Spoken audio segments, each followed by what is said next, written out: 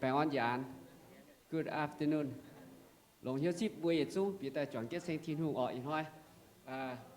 Yếu tế cái nhỉ. Đúng không? Không phải của nhị lang nhé, lang sinh thiên hùng ở. Bữa chỉ còn chỉ đảng bữa chỉ còn sinh thiên hùng. Ở thốt ship buổi choáng. Em sợ chỉ yếm cô nhớ tế. Đúng không? Yếm online ở tế, yếm Facebook live ở tế. Long hiếu ship chọn buổi chung. Mà tế yếm béo. Mà tế yếm đề, mà tế yếm chia. Thốt thiên hùng yếm phải on thảo buổi chung ở. Có hai bé mình tu năm bữa yếm online ở tế sợ chỉ bữa sinh thiên hùng. Đúng không? In hoa bữa long hiếu ship thảo yếm mua tỏi. Tông. Ta nói thấy bữa số là bà tía dùn mày phải. Any first time visitor? Ôi, hả tao? First time? Không phải first time gì à? Oh, first time hả? Thôi chứ xin đúng không? Buồn sau này em sẽ ton điểm kênh. Em ai phải first time ý là khu ý chẳng xem em mày đúng không? Thấy với ta chỉ nữa. Chùa nữa. Lô à, mày soi xin bây bây super tao mày ồ. Lô bà first time ý hỏi nên ta xin thiên hùng nào ta. Okay. Okay, welcome. Anyone else?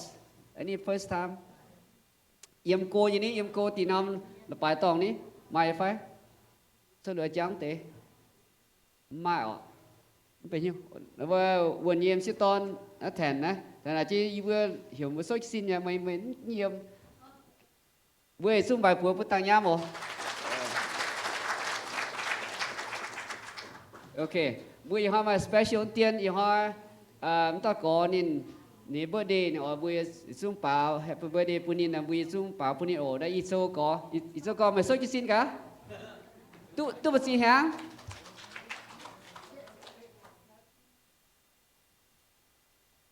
born 1945 what hata phun like they phun cả 50 60 70 80 115 alam tu pe chiếm lo ok na vui sung pao punin o yết y bua happy birthday to you. Happy birthday to you. Happy birthday dear. Happy birthday to you. Thiên hùng sẽ phúc buôn vội sao có à? Ông mai. Hoàng Xiang. Thiên hùng sẽ phúc. Ok. Chẳng tu đâu xỉu nhận đáo. Long Hải. Lên xin hạt thiên hùng. Nuôi. My cake. Ok, buổi xuống ta cáo liều buổi chọn cái sinh thiên hùng. Chiều thiên hùng buổi lên xin mày. Buổi cấp xuân biển nát tại chọn kiến và sinh sáng tiề buổi năm chiều ở thô. Chiều xử lý sai buổi tông yếm. Buổi hiếu diễn buổi ngọn phám buổi xin chàng linh quân buổi chàng thiên hùng buổi chiều như buổi hãy tu sinh chiều ai bữa chủ năm chiều bên thiên hồ bữa tiếng Giêsu bữa ta cao amen.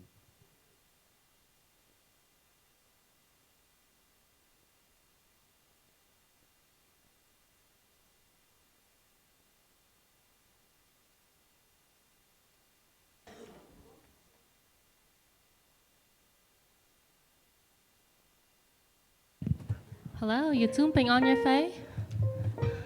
You guys good? Okay. It's a số just xin bảo Zoom trên bốn thiên hùng ở Long Giang Hill. Bốn thiên hùng bữa tu giang lang. Okay, 24 green. Nó bảo ý Zoom nào.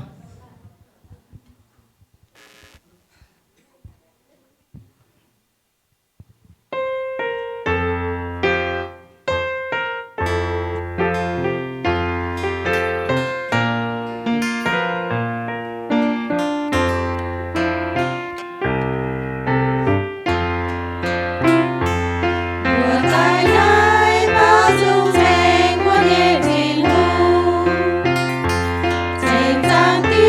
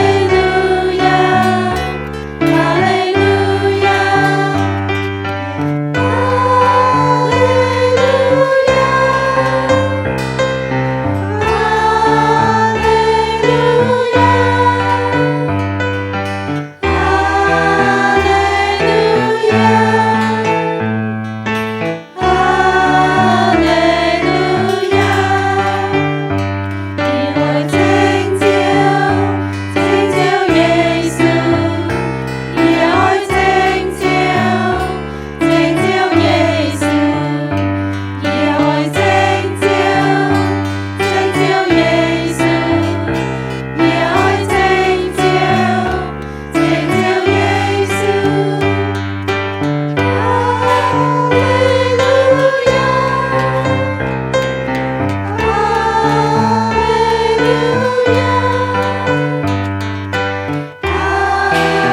kênh Ghiền Mì Gõ để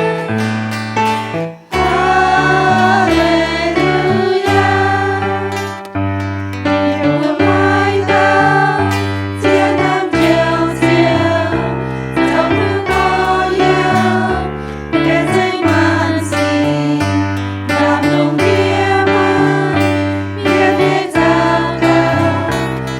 lỡ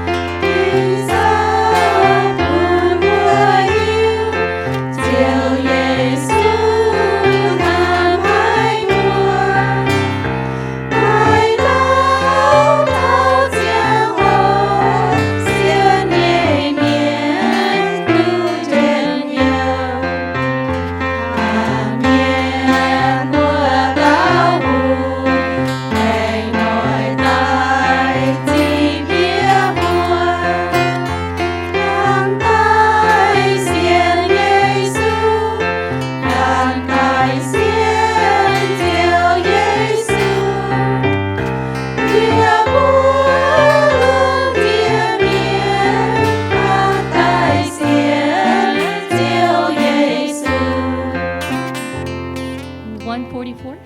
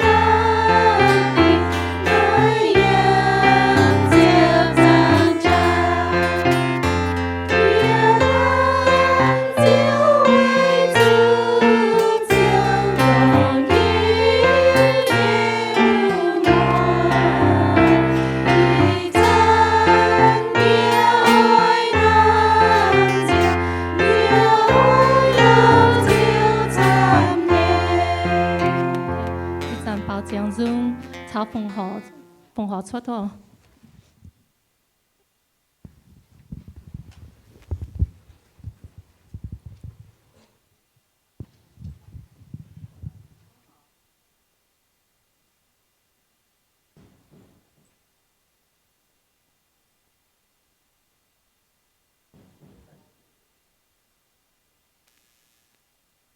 Hello, lục. Bên họ là lên tin hùng. Chơi xuân hâm bữa đảng, họ có phải dùng con chơi xuân hâm bữa đảng bữa khai hình bị tạm bữa tại hết con bữa xuân hâm chiếu ở. Ta nó cho với phòng họ rồi, chúng tôi bền chứ cái mai ở tiệm bền nhau bền chứ mai thì nó tăng một phòng họ, ta coi đảng họ. Ý bữa chiên nắm như lùng chẳng tiệt chiếu tin hùng chiếu Giêsu lại tin mày nắm như bữa đảng mày mình tiệm đảng cha tại vậy bữa lại tin hạt chiếu, ý hỏi bữa anh đi bài nói với cấp tuân yếm lái chênh chiếu trái chiếu chào đàm tình ý với hỏi cấp xin cấp nhau vùng họ phun chiếu tờ chiếu như cùng tờ chiếu như xử lý tàu chế phi bữa hà lồng tàu hóm thể tin nhàn tờ chiếu như cùng chiếu à ya cho chiếu chạy phu vùng la lan kỳ phang ổ chiếu ý với lại tin tại ý với vùng họ tên ý với chiếu số kỳ tử như bữa vùng họ amen.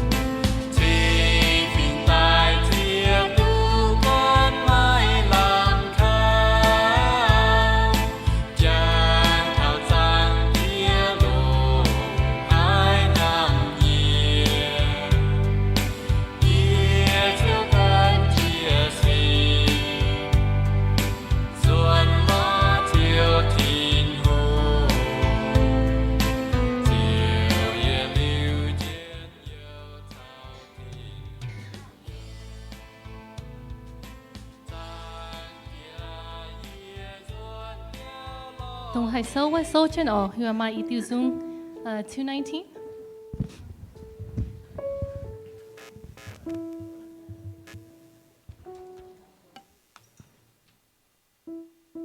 Vì thiên hương hiếu hạ miền.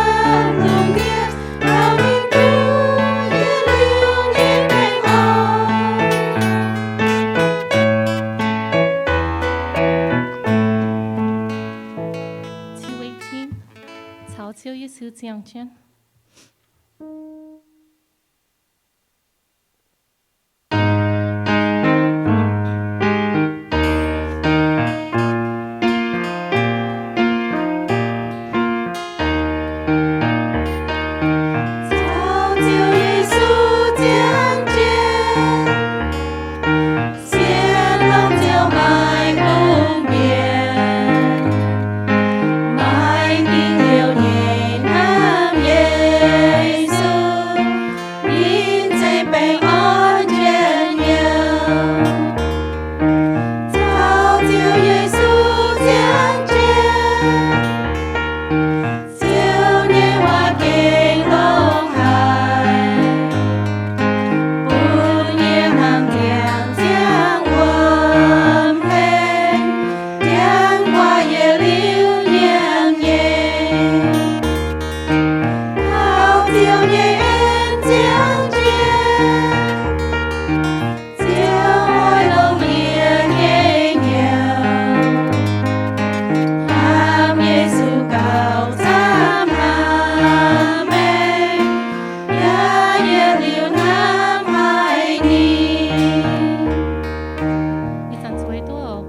thô chi bún nhà phi sinh tại bún khu phía nó.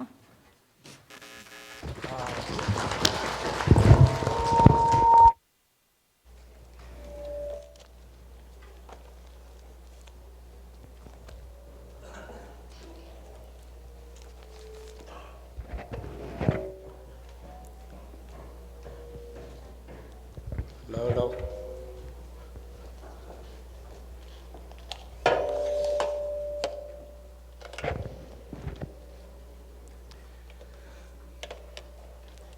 Good afternoon. Bạn ôn ấy dự án anh hay nhé. Chip bữa dự trung. Việc thật chiếu ý biểu sinh thịt hùng. Dự án ở. Là chim bữa tổ dung nhé. Đó nhiên keyboard nhé. Nhiên guitar nhé. Anh cháu yếu đĩa.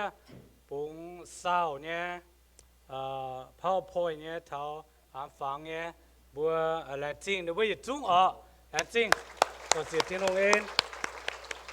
Giờ là chính bữa yếm Facebook và online yếm trong bữa bị tạm mang thiên hùng sai phúc bữa ở đó chỉ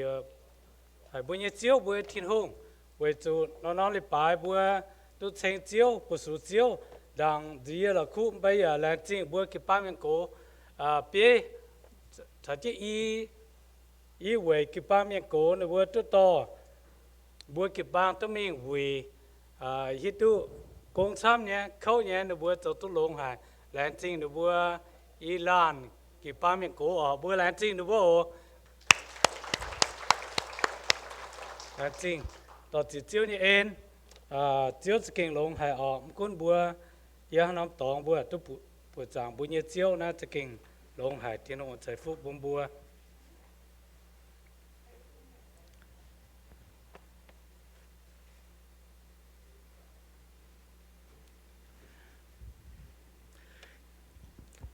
In hoi ho tao con thao sinh linh cho như công the work of the Holy Spirit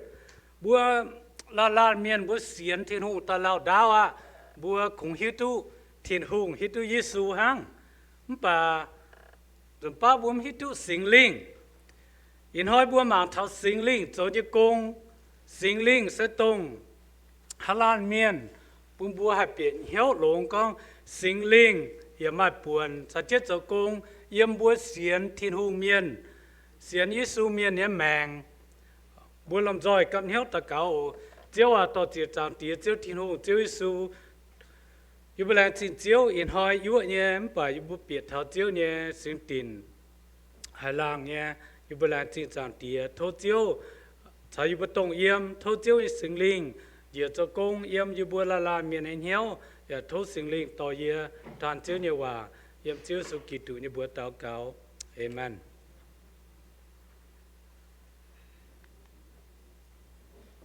bữa bằng thao chỉ con hòa sinh linh sẽ tập phàm về chiến tranh nhé bữa về tia tôn chào sinh linh và hên hay nhé thiên hùng nó sẽ phô mình à rồi ba bữa mới làm biển hiếu thảo chiên hòa con thảo Trinity na bố có bùa về na bố miền hòa bố có bùa về bố con mà tía mà tôn thảo sinh linh in hoi bùa bảng thảo sinh linh rồi như công ồ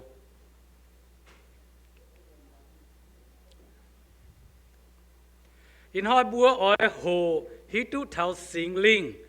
về chú mai sinh linh to mà hai cháu họp thiên hùng mà được nhung hăng mai sinh linh to và ê thiên hùng nhé sinh linh bùa hăng hà nô mai sinh linh bịa tai cháu mây yếm tông mây phúng mèng bún kỳ tù bến kỳ tù miên bà bùa chăn hều sinh linh to bùa yến bùa và thánh giáo thiên hùng nhé cung bùa hồ chân bền kỳ tù miền bùa họp chủ bún sinh linh cuốn dành bùa nhé mèng nó sẽ phó mình như hòa con thảo sinh linh sẽ tổng hạ về sinh linh sẽ tổng hạ tao in hoa nó đàn tới nhé bùa xem chạy yêu ồ để yết kín búa mang thảo sinh linh sẽ yết lan miên okay búa con the Holy Spirit is a person búa chụp mang lông sinh linh sẽ yết lan miênเป็นyết lan miên sinh linh mai hiếu muôn nha nên hai dao nhé ya chỉ chia nhé sao mai để con tổ thị nín ya mai để con khí nín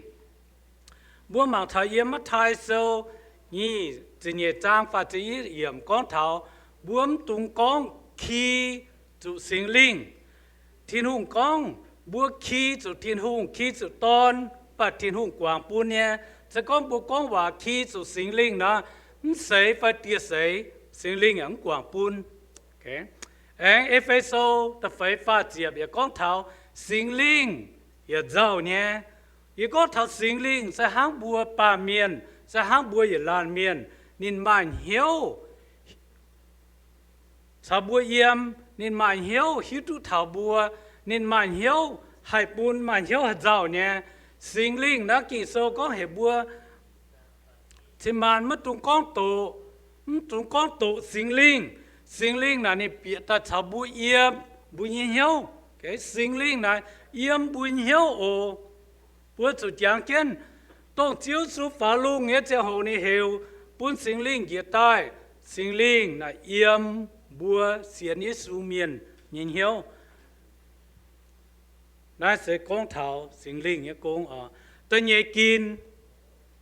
สิงลิงผิวเม่งบัวมาจุยโยหันโซจะหลวดจางตะเป็ดเยี่ยมเทงเมียนวัดเต้าใต้วัดจันนินอ้อยผิวเม่งปุ่นปลาเมียนฮิตุ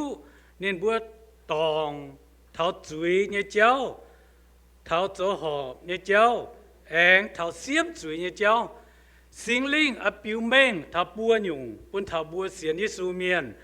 สิงลิงอปิวเม่งทับบัวป้าเมียนมาจุยเจ้าสิงลิงอปิวเม่งทับปุ่นบัวจะหอบเนี่ยสิงลิงอปิวเม่งทับกะห้าลายเสียบจุยเนี่ยบัวเสียนิสูกิตูเมียนน่ะสิงลิงเยี่ยมจิบุญเหี่ยวน่ะสก็บัวมิงโซที่จุยทิ้นหุ่งต้อยเตกทิ้นหุ่งวัปุงดาวนะสิงลิงนี่สุดต้นบัวสิงลิงกองโอ้ไม่โจมาตู้โอ้ไม่มาเลยตุงก้อยเหเมียนตุงก้อยคงแปรโอ้สิงลิงนี่มาช้าให้ต้นบัวก้อนตรงบัวย่างตองเจ้าไฟบัวมิงย่างตองใจทิ้นหุ่งจะบัวมีย่างตองบัวเยโลแมงโลโลเหี้ยวนะสิงลิงให้ต้นบัวสิงลิงกองน่ะเป็นจุยเจ้าบัวไม่ตรงเจ้าสก้องบัวเจ้าหอบเนี่ยเจ้าสิงลิงอันให้ห้างอินหอยบัวอย่าจุ้งเปียดเท่าที่หงเนี่ยจำเฮียนแต่ปวดจางนินบัวจุยเจ้านะเจ้าหอบที่หงเหี้ยวสิงลิงก็น่าหอมาสก้องบัวมองว่านะสิงลิงต้นบัวเท่ากาลายหอยเปียวมดุติ่งจุยเจ้าไว้จูสิงลิงมาเลยแต่ฟาร์มกินบุกองเท่าสิงลิงปูนเจียงแมง okay the Holy Spirit gives new life สิงลิงปูนเจียงแมงโยฮันโซตะฟาร์มจางตะฟาร์มเยี่ยมเยซูเตายี่กองเจียนบัวเมย์ให้เตาไม้กันเสียงยงเจียมาดูปวดทินหงยกัวนั่นเสียเยซูกองปูนมาเตาเนโคเดมัสบุกอนเนโคเดมัสว่าเต้าเจียนเวจูนินตะปวงจิวสูกองไม่กันอสุกันเสียงยงเจียจะก็ไม่กันเสียงยงเจียมันตุเปียทินหุ่งเยกัวนั่นสิงลิงจะกองสิงลิงเม่งเนี่ยยามเจจิวสูกองเตว่าปูนเนโกเดมัดบัวลานเมียนบัวมาโลแมงโลเหี่ยวบัวจุกวาง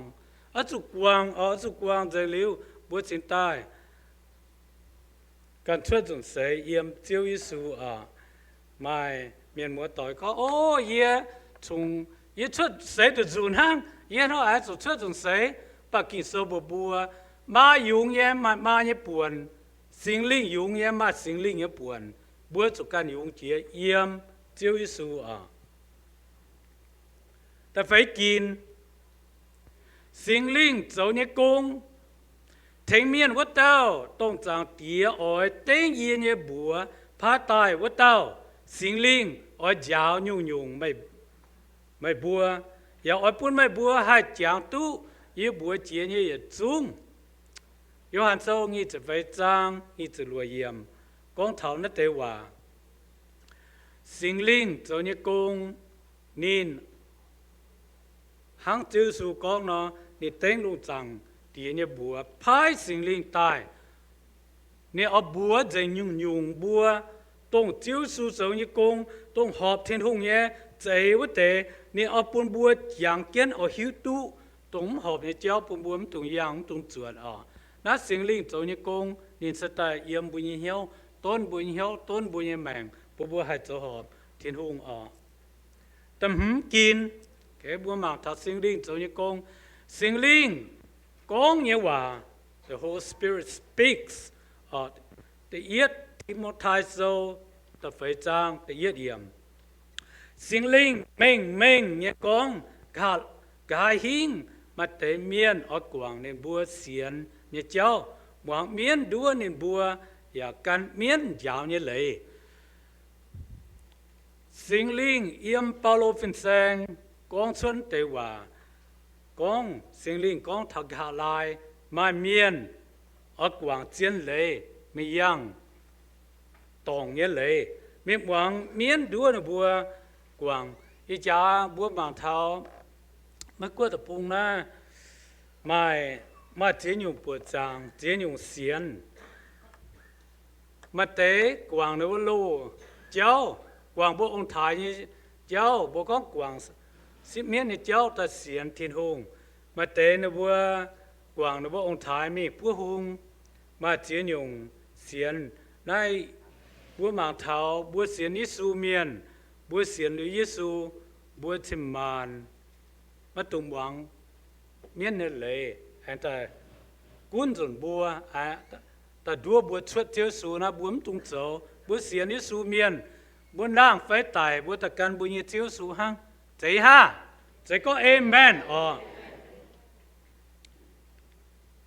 từ lúa kín sinh linh giáo nhé hòa tiếc con lên thâu sâu từ nhẹ trang sẽ phá miệng hàng này nó tế xì ye bùa mất dễ cùng ba miền nhé thông minh giáo nhé hòa con ye bùa lồng sinh linh giáo nhé hòa con mình sinh linh nhé chiến lấy bún mai sinh linh nhé miền muang bữa mà thập bao lâu vẫn sang à con thầu nhé nín trái lồng này nhé thông minh nín lồng sinh linh nhé thông minh giá bùa bún bùa hay hít tu chiêu su hay hít tu thiên hùng sự con bùa lồng bùa can thông minh nó bùa giáo tai mà chỉ dùng tòng bùa hai can tu bùa chủ can thiên hùng nhé và can sinh linh giáo nhé và bùa can nó chủ á chế á họp thiên hùng hiếu á bùa con thầu sinh linh bùm bùa tự xét nhung bùa xiên Giêsu miên mai sinh linh to giảng kiến sinh linh to yêu hàn sâu chỉ lúa trang chỉ phá miệng bùn miệng hít tu chiến lấy vứt tao sinh linh tai vứt tràn yêu ở bùn mày bùa ham chuột ta con nên cũng ở con tông nín tu hai chia nhé hòa hang ya con gà hình ở chuột ta nhé xì bùa mày bùa sinh linh là nín thịt hùng nhé con bùa thà bùa ba miền sinh linh tông ni bùa nhé tông ni hiu nhé ni ở bùa thà bùa xiên ni su miền bùa hai muang thiên hùng nhé hòa sinh linh nín quay con cha hòa sinh linh là ni yếm chứ bùa na ở bùn bùa con chiến hòa chào miền chào mùa na sinh linh cho như công sẽ bùn bùa con tai họp thiên hùng họ miền bùa tội anh hiếu sẽ ăn bùa can bùa can hiếu con xuất ta lủng tu như hòa sinh linh nên cũng ở con chiến lấy chiến hòa bùn bùa xiênในmiền hít tu hang ở sinh linh cha ô bữa mang thọ sinh linh cha bữa miền này hiếu có nên thâu sâu thì người trang chế yếm bà mấy kem biếng yang như sĩ thiên hùng lồng sinh linh bún bùa hiếu với chủ sinh linh cha thấu như nhung liêm thiên hùng đô chia nhé chế ya cha tu thấu bùa là lan miền sinh linh yếm cho bùn hiếu sinh linh hạt cha tu dèm bùa là lan miền hiếu hắn on ham buồn ham tòng phần ham chủ sinh linh cha tu suốt dèm miền múa tỏi à bữa chuối trên này mai lan miền bình cái con nhưว่าmình nhớ chiếu sinh linh hiếu mai ồ sinh linh hiếu tu tao miền anh hiếu bùa hắn on ham bùa hắn nó con mình nhớ chiếu sinh linh hiếu dèm với thiếu này yếm cho buồn hiếu bùa con bè phải con chủ phải ni hiếu tu dèm kinh sâu ya con sinh linh hiếu tu hả nhung liêm thiên hùng đô chiến nhất ấy ya cha tu thấu sinh linh ya hiếu tu dèm thiên hùng hiếu ni hiếu tu dèm sinh linh buat thiên hùng con hả nhung ni con hả nhung thiên hùng chỗ hả nhung ni chỗ hả nhung với chủ sinh linh mai nhung yếm thiên hùng dèm hiền sinh linh hiếu tu dèm hàng nó bu pa miền sinh linh nó hiếu búa sinh linh hiếu tu dèm búa tao miền này hiếu búa dưới trên này buồn ham có in hoi in ham hay nhiệt chiếu thiên hùng á nè sinh linh ở hiếu có ô in hoi in dưới trên này in giong hay hát tao miền á sinh linh ở hiếu ok vậy nó búa pin mà bụi yếm thiên hùng dèm hiền với chủ sinh linh cha tu là lan miền in hiếu thầu hay với nhung mà về nó bữa sự cầm gì bữa thịt hùng, vậy như phải, sẽ có amen à.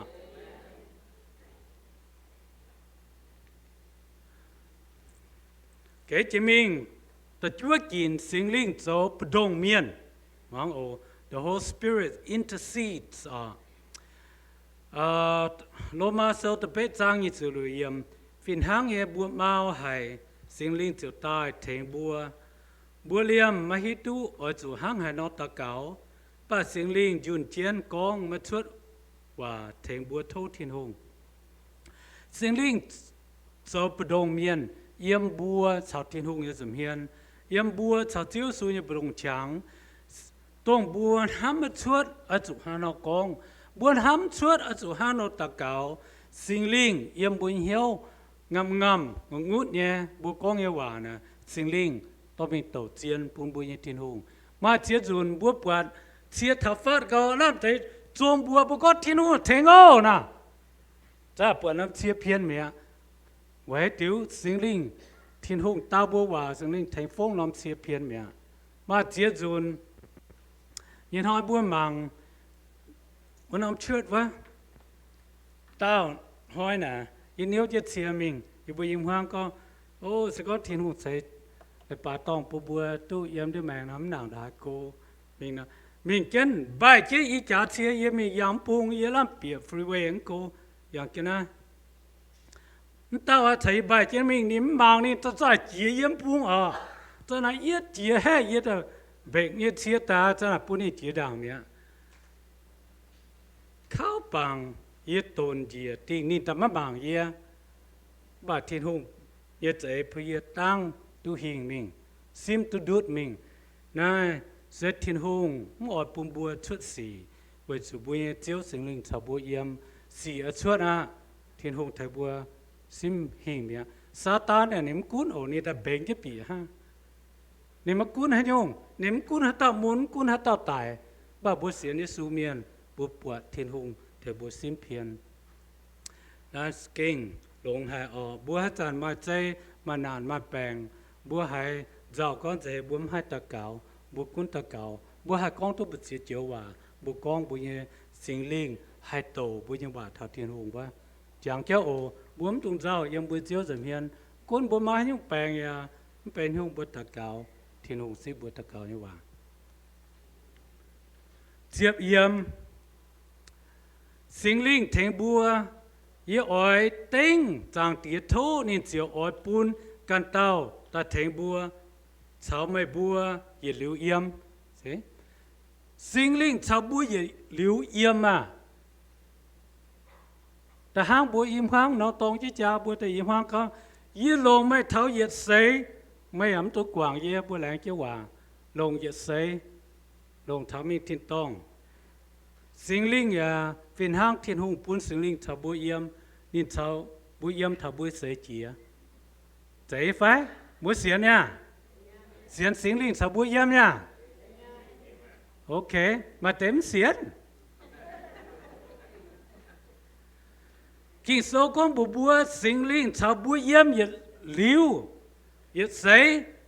bùa chủ chàng ná nhá à muốn chàng ná là bùa ta cảm linh á bùa chủ chàng thà có sinh linh chào bùa yếm nên ta on hiếu bùa ở trên hòa cóเป็น counselor bùa miền hòa nè mấy man chiếu hòa nên on hiếu như chiếu ở bùa con sinh linh nè on hiếu như chiếu counselor nè, bố con on hiếu như chiếu, sẽ mới vào con, sinh linh sẽ tung hai chỗ tu, dành nhung nhung, nên sẽ tung thiên hùng nhé sinh linh, nên nhé cha cháu thông minh, mai số mồ, nên ở biệt tai, cháu tao miên tung yếm tông yếm xiên Giêsu Kitô vật tế ye on hiếu mày bùa coi hiếu bùn sinh linh biệt tai chỗ mày bùn nhẹ chiếu cái bùa la lan miên chỗ coi bùn hiếu chip sinh linh biệt tai yếm bùn hiếu chỗ bùn nhẹ chiếu ya chỗ bùn nhẹ thiên hùng cái bùa tu biển hiếu tòng con tia can tao Giêsu can tao sinh linh can tao nó dễ ổ hắn nói là bùa tao chiếu mẹ mới dễ Israel kinh số con yếm đu Deuteronomy nên con thiên hùng được quay chiếu ha thiên hùng Giêsu sinh linh được quay chiếu ha bà bên cho con bùa nhung bùa tiểu như con chọn kết giống bà bên như tao chiếu thiên hùng ha biển hiếu phải mua bùa gì giàu ên được tao há ở bởi vì mà hiếu mà xin mà hiếu mà linh quân thế thiên hùng là mà được tao thiên hùng ha bà mà thiên hùng mà chiếu Giêsu mà sinh linh bà được quay chiếu ha thế biển hiếu lông ở là chính thiên hùng to chỉ bùi như chiếu in hỏi bùa tu xiên nếu Giêsu buông tung cầm gì à hát dàn bùi như chiếu thiên hùng Giêsu sinh linh chào bùi yếm bố con thốt thiên hùng chào bùi yếmอย่าphiền hang con chiếu sinh linh chào bùi yếm bố con thốt chiếu Giêsu chào bùi yếmอย่าตะตองthiên hùng chào bùi yếm phiền hang với nhau ok bố chụp hình héo thắm chiếu vào bố mới hai bún gói nhauแล้วจริงthiên hùng ở thiên hùngใส่ฟุบบัวตัวหายthiên hùng yêuว่าsinh linh sẽเป็นอย่าด้วยthiên hùngเนี่ยเป็นห้างอย่าลานเมียนเนาะชาวบัวเยี่ยมดอมสินเสียมหางบุ้มปวดนินห้างเนี่ยปวดบัวเนี่ยชาวบัวเยี่ยมไม่หยุ่งปีนเหี้ยวไอ้ไฟปีนเหี้ยวก็เอเมนบัวตะเกาไว้แปลงจริงยันน้อยไม่แปลงจริงเมียนตีเย็ดลานบัวตะเกาไว้เท้าหมวงเชียงว่าเก็บป้าเมียงกูเนี่ย